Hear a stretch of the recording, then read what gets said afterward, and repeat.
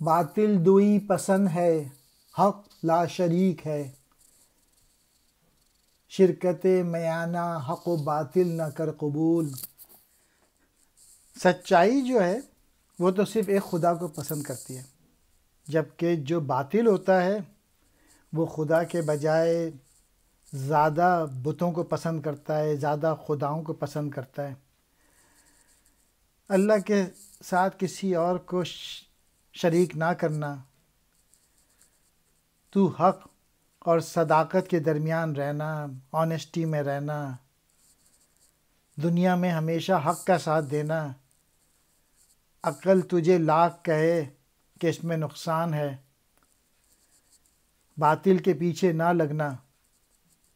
عقل تجھے لاکھ کہے کہ اس میں فائدہ ہے، عقل کے بجائے ہمیشہ عشق کو پیش نظر رکھنا، اسی میں حقیقی زندگی ہے۔